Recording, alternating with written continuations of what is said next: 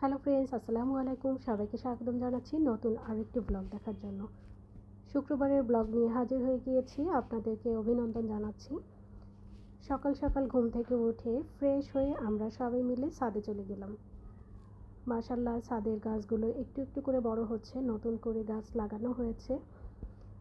এখানে ভেন্ডি গাছ আছে, সঙ্গে পুঁই শাক, পুদিনা পাতা, কুমড়া শাক, তারপরে আছে বোম্বাই মরিচের গাছ, উচ্ছে গাছ, অনেকগুলো গাছ লাগানো হয়েছে। মাশাআল্লাহ, ফলনও ভালো। আমরা অলরেডি একবার পুঁই শাক খেয়েছি, এবার কুমড়া শাক খাবো। কুমড়া শাকের আগা কাটতে এসেছি আমরা সবাই মিলে। এটা দিয়েই আজকে রান্না হবে, তাই আগাটা কাটা হচ্ছে। গাছটা যদিও ছোট, তবে আগা কাটলে ইনশাল্লাহ আরও শাখা প্রশাখা বেড়ে যাবে, তখন আরও বড় হবে। তো শাকটা কাটা হয়ে গেলে আমরা নিচে যেয়ে রান্না করব।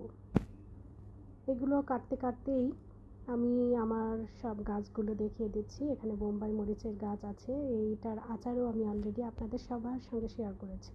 এখানে পুঁই শাক, উচ্ছে গাছ। ছাদে আসলেই অন্যরকম লাগে, আসলে গাছের সাথে সময় কাটাতে কিন্তু অন্যরকম লাগে। যারা বিশেষ করে গাছ ভালোবাসেন, এই যে আমার পুদিনা পাতা গাছ, আমি প্রতিদিন কিন্তু এখান থেকে পুদিনা পাতা নিয়ে চা খাই। পাশে আমাদের বাড়িওয়ালার ছাদে যে আম হয়েছে, মাশাআল্লাহ অনেক আম ধরেছে। এটা ব্যানানা ম্যাঙ্গো এবং আরও অনেক জাতের আম আছে।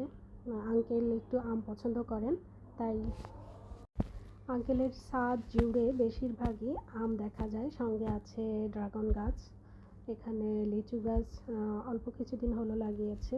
নিচের এই ছাদটা পুরাটাই আঙ্কেলরা ব্যবহার করেন, ওখানে একদম লক করা থাকে এবং পুরাটাই আম গাছে ভরা। মাশাআল্লাহ, এখানেও অনেক আম আছে।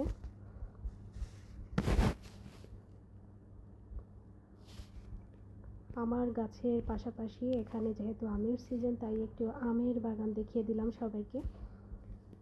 আলহামদুলিল্লাহ, সব গাছেই খুব ভালো ফলন এসেছে।